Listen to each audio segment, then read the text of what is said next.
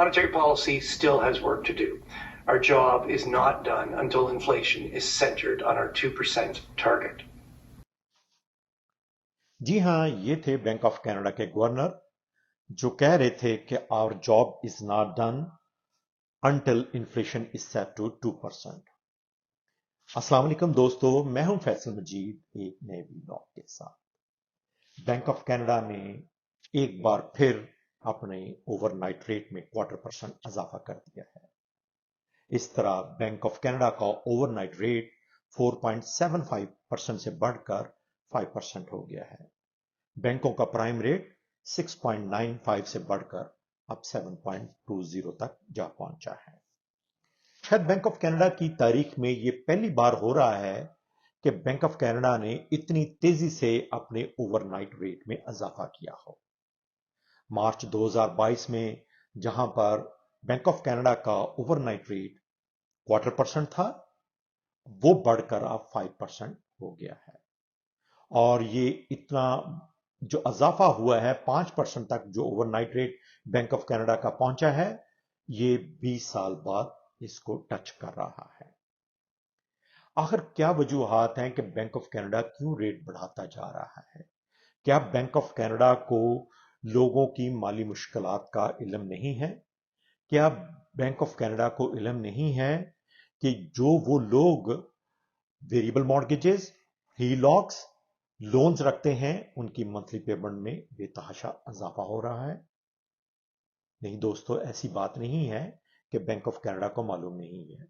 ان کو سب کچھ معلوم ہے کہ کتنے پرسنٹ لوگ ان کی وجہ سے، اس ریٹ بڑھنے کی وجہ سے مالی مشکلات کا سامنا کر رہے ہیں. لیکن بینک آف کینیڈا خود بھی اس وقت انتہائی ٹائٹ روپ پہ چل رہا ہے. ایک طرف تو لوگوں کی مالی مشکلات ہیں، دوسری طرف اس کے سامنے ٹارگٹ ہے انفلیشن، جو ان کے لیے درد سر بنا ہوا ہے. اب انفلیشن جو پچھلے سال جون میں 8.1% تھا، وہ کم ہو کر 3.4% تو ہو گیا ہے. یہ یقیناً ایک بہت اچھی خبر ہے، ویلکم نیوز ہے. لیکن دوسری طرف چونکہ جب بھی بینک آف کینیڈا ریٹ میں انکریز، ڈکریز یا پاز رکھتا ہے، وہ انفلیشن کے ساتھ ساتھ کچھ اور فیکٹرز بھی ہوتے ہیں جن کو وہ مد نظر رکھ کر ڈسیژن کرتا ہے. اب دوسرے جو فیکٹرز ہیں ان میں G D P growth rate اور لیبر مارکیٹ ہے. اب G D P growth rate جو ہے وہ ان ایکسپیکٹڈلی جتنی ایکسپیکٹ کر رہے تھے تمام جو معاشی ماہرین ہیں اس سے کہیں زیادہ آئی ہے. جو کنزمپشن گروتھ ریٹ ہے اس سال کے پہلے کوارٹر میں وہ 5.1% آئی ہے. اس طرح لیبر مارکیٹ، اکانومی نے پچھلے ماہ 60,000 جابز کریٹ کی ہیں، جو کہ ان کی ایکسپیکٹیشن سے بہت زیادہ ہے. جب ڈیٹا ان کے سامنے موجود ہے، اب ان کے پاس دو آپشنز رہتی ہیں بینک آف کینیڈا کے پاس. یا تو انٹرسٹ ریٹ کو بڑھائے تاکہ جو ایکسیسو ڈیمانڈ ہے اس کو کم کر سکے، سپلائی اور ڈیمانڈ کو بیلنس کر سکے. یا دوسری آپشن یہ ہے کہ بینک آف کینیڈا ریٹ کو پاز رکھے. لیکن اس سے رسک کیا انوالو ہوگا؟ اس سے رسک یہ انوالو ہوگا کہ اگر اس کو ایز اٹ چھوڑ دیتے ہیں اور ایکسیسو ڈیمانڈ جو ہے اسی طرح برقرار رہتی ہے اکانومی میں، تو چانسز یہ ہیں کہ انفلیشن ریٹ دوبارہ سے بڑھنا شروع ہو جائے گا.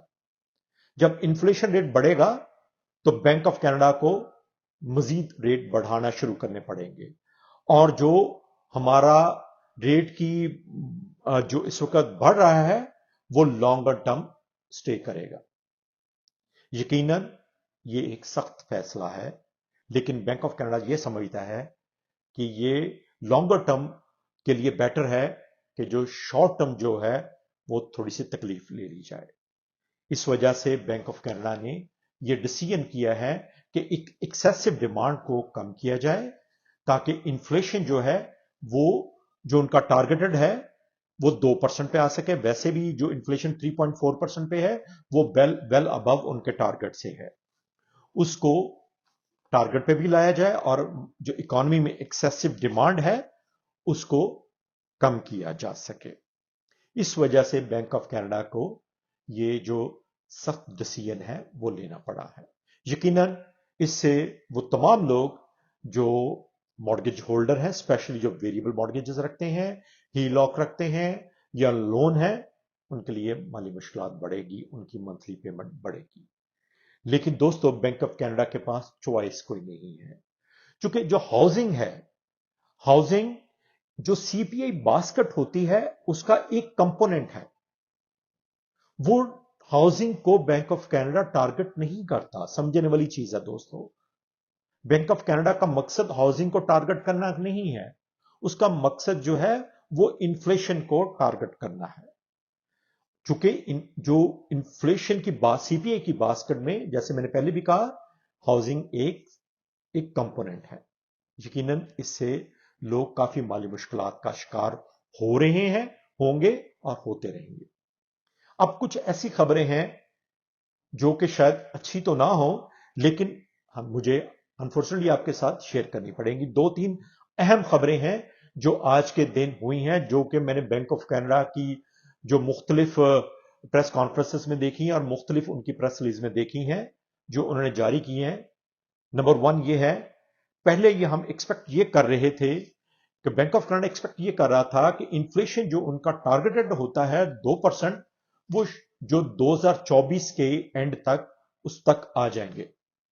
लेकिन अनफॉर्चुनेटली ये जो इन्फ्लेशन वेल टारगेटेड 2% है, बैंक ऑफ कनाडा शायद 2025 के मिड तक उसको अचीव ना कर सके। पहली अहम खबर यह है कि इसके इन्फ्लेशन को 2% तक लाने के लिए इनको 6 माह मजीद इंतजार करना पड़ेगा। इसका इंपैक्ट क्या आएगा मैं आगे चल के आपको एक्सप्लेन करता हूं। दूसरा, जो एक्सपेक्ट ये कर रहे थे कि शायद इस वक्त जो कैनेडियन इकोनॉमी है वो रिसेशन में चली जाए, रिसेशन में चली जाए। रिसेशन से ये होगा कि बैंक ऑफ कनाडा सबसे पहले अपने रेट को पास करेगा, फिर रेट कट करना शुरू कर देगा अगर रिसेशन में चली गई। लेकिन अब इस पे भी जाके वो बैंक ऑफ कनाडा ने डिफरेंट आउटलुक दे दी है। वो आउटलुक क्या है? सबसे पहले आउटलुक ये है कि इस साल के जो हाफ ईयर रहता है 2023 का बाकी साल रहता है, उसमें जो कैनेडियन इकोनॉमी है वो 1%, नेक्स्ट ईयर 2024 में 1.2% और 2025 में 2.4% से ग्रो करेगी।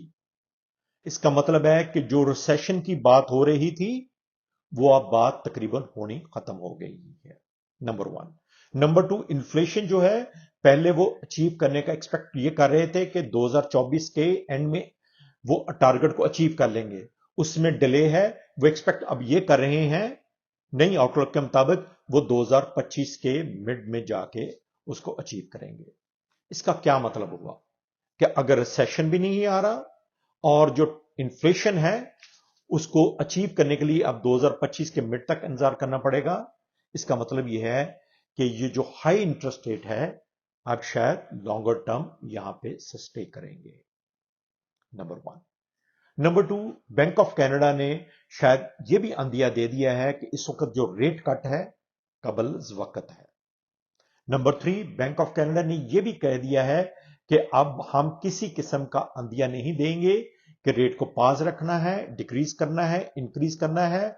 हम वन डिसीजन वन टाइम करेंगे। इसका मतलब यह है कि वो डिसीजन करेंगे जब इनकी मीटिंग होगी, वो पूरा डाटा जो है, डाटा जिसमें इन्फ्लेशन आ जाएगा, आपकी जीडीपी ग्रोथ रेट आ जाएगी, आपकी लेबर मार्केट आ जाएगी, उसको एनालिसिस करने के बाद वो डिसीजन करेंगे कि बैंक जो रेट है उसको बढ़ाना है या उसको कम करना है। कम करने के तो चांसेस बहुत कम है, या उसको पास रखना है। तो ये one a time decision bank of Canada करेगी। तो इसलिए दोस्तों, अब मेरा ख्याल में हम सबको रेडी रहना चाहिए। ये है तो मैं समझता हूं इस गुड न्यूज नहीं है मेरे लिए भी, आपके लिए भी। वो तमाम लोग जो कि मॉर्गेज होल्डर्स हैं, जो वेरिएबल मॉर्गेजेस रखते हैं या जिनकी जो मॉर्गेजेस रिन्यू हो रही हैं या आने वाले दिनों में होंगी, उनके लिए कोई अच्छी न्यूज नहीं है। लेकिन मेरा ख्याल में अब ये जो हाई इंटरेस्टेड है, इसका जो इरा है, इसका जो टाइम है, लॉन्गर टाइम स्टे करेगा। इसलिए गेट रेडी, अपने बजटिंग करें, اپنے آپ کو فائنینشلی تھوڑا سا ڈسپلن کریں، اپنے جو غیر ضروری اخراجات کو کم کریں، اور اگر کم کریں گے، اخراجات کم کریں گے، تھوڑے سے اپنی بائنگ کو کم کریں۔ یہ جو بینک آف کینیڈا یہی چاہ رہا ہے کہ جو ایکسیسو ڈیمانڈ ہے وہ اکانومی سے کم ہو، تاکہ جو سپلائی اور ڈیمانڈ کا جو رول ہے وہ بیلنس ہو سکے۔ ہم جتنی جلدی یہ سپلائی اور ڈیمانڈ کا وہ بیلنس ہوگی، اتنی جلدی ہم یہ جو ہائی انٹرسٹ ریٹ کا ایرا ہے اس سے نکل سکیں گے۔ تو اس لیے میں اس کو دوبارہ بولوں گا، 2-3 اہم خبریں ہیں جو بینک آف کینیڈا کے آج جو انٹرسٹ ریٹ کو انکریز کرنے میں آئی ہیں۔ نمبر 1 یہ ہے کہ ریسیشن جو ہے اس کے چانسز آپ کینیڈا میں بہت کم ہے، جیسا کہ انہوں نے اپنی آؤٹ لک دے دی ہے کہ اس سال کا جو باقی سال رہتا ہے اس میں 1% ہماری اکانومی گرو کرے گی، اگلے سال 2024 میں 1.2%، اور جو 2025 میں وہ 2.5% گرو کرے گی۔ نمبر 1۔ نمبر 2 یہ ہے کہ انفلیشن جو پہلے ایکسپیکٹ ہم یہ کر رہے تھے کہ شاید 2024 کے اینڈ تک جو وہ 2% ٹارگٹ ہوتا ہے اس کو اچیو کر لیں گے، وہ اب 2025 میں چلا گیا ہے، مڈ میں چلا گیا 6 ماہ۔ اس کا مطلب چانسز یہی ہیں کہ جو ہائی انٹرسٹڈ ہے لانگر ٹرم سٹے کرے گا۔ اب انٹرسٹ ریٹ آج کا جو 1/4% بڑا ہے، اس کے آپ کی جو مارگیجز پہ کیا امپیکٹ آئیں گے، اسپیشلی وہ تمام لوگ جو ہی لاک رکھتے ہیں یا جن کے پاس ویریبل مارگیجز ہیں، ان کی منتھلی پیمنٹ میں کیا اضافہ ہوگا۔ دوستو 2022 میں مارچ میں جب بینک آف کینیڈا کا اوور نائٹ ریٹ 1/4% تھا اور اس وقت پرائم ریٹ تھا 2.45%، اس وقت $1,00,000 کی مارگیج کے اگینسٹ آپ کا جو انٹرسٹ پورشن تھا وہ $213.13 تھا، یعنی $203.13 تھا جب مارچ 2022 میں بینک آف کا پرائم ریٹ 2.45% تھا۔ آج کی ڈیٹ میں ہمارا جو پرائم ریٹ ہے وہ بڑھ کر 7.20 ہو گیا ہے، جس میں $1,00,000 کی مارگیج کے اگینسٹ صرف اور صرف انٹرسٹ پورشن کی میں بات کر رہا ہوں، اس میں پرنسپل کی بات نہیں ہے۔ انٹرسٹ پورشن جو ہے $1,00,000 کے اگینسٹ آپ کا $591.19 ہو گیا ہے، یعنی $591.19۔ اب مارچ 2022 سے لے کر جولائی 2023 تک جو $1,00,000 کی مارگیج کے اگینسٹ آپ کا انٹرسٹ پورشن جو ہے وہ بڑا ہے، وہ $388.06 بڑا ہے۔ اس کا مطلب یہ ہے کہ آپ کا جو انٹرسٹ، اگر آپ کے پاس $1 ملین کی مارگیج ہو، مارچ 2022 سے لے کر جولائی 2023 تک اس کی جو انٹرسٹ پورشن ہے، صرف اور صرف انٹرسٹ پورشن، اس میں تقریباً $388 کا اضافہ ہوا ہے، جو میں سمجھتا ہوں بہت زیادہ ہے۔ لوگوں کو اس وقت یقیناً فائنینشلی بہت زیادہ تکلیف کا سامنا کرنا پڑ رہا ہے۔ اس لیے میں بار بار اپنے پروگراموں میں کہتا ہوں، سب سے کہتا ہوں، بجٹنگ کریں، اپنے غیر ضروری اخراجات کو کم کریں، کیونکہ آنے والا دن جو ہوں گے، آنے والا ٹائم شاید اس سے بھی تھوڑا سا ٹف آئے، چونکہ اس کی ریزن یہ ہے کہ جب ایکسیسو ڈیمانڈ جو ہے انٹرسٹ ریٹ بڑھنے کی وجہ سے کم ہوگی تو یقیناً اس کا امپیکٹ آپ کے امپلائمنٹ ریٹ پہ بھی آئے گا۔ امپلائمنٹ ریٹ تھوڑی سی بڑھے گی، جیسا کہ کپل آف منتھ پہلے ہمارا امپلائمنٹ ریٹ جو کینیڈا کا تھا وہ 5% تھا، آج کی ڈیٹ میں وہ بڑھ کر 5.4% ہو گیا ہے۔ انپلائمنٹ ریٹ بڑھے گا تو ہمیں مزید مالی مشکلات کا سامنا کرنا پڑ سکتا ہے۔ میں یہ نہیں کہہ رہا کہ کرنا پڑے گا، میں خدا نخواستہ آپ کو ڈرا نہیں رہا، نہ ہی ڈرانے کا مقصد ہے، صرف اور صرف وارن کر رہا ہوں، آپ کو آگاہ کر رہا ہوں، تاکہ آپ اپنے آپ کو مینٹلی پرپیئر کر سکیں، اپنے اخراجات کو کنٹرول کر سکیں۔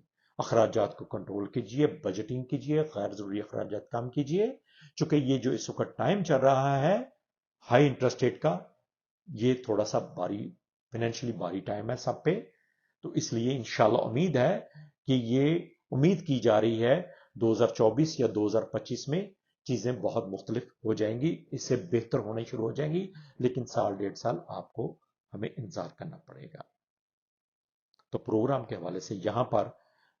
حوالے سے آپ کو کیسا لگا کیسا نہیں لگا، پروگرام کے حوالے سے کوئی بھی آپ کو انفارمیشن چاہیے ہو تو آپ مجھے ڈائریکٹلی بھی کال کر سکتے ہیں، یا میرا جو ای میل ایڈریس ہے info@faisalmajid123@gmail.com، اس پہ بھی آپ مجھے ای میل کر سکتے ہیں۔ ایک بار پھر اپنا ای میل ایڈریس بولوں گا، info@faisalmajid123@gmail.com پہ بھی کوئی انفارمیشن مجھ سے لے سکتے ہیں۔ اپنے دوستوں کا بہت زیادہ خیال رکھا کریں، خوش رہیں، خوش رکھیں۔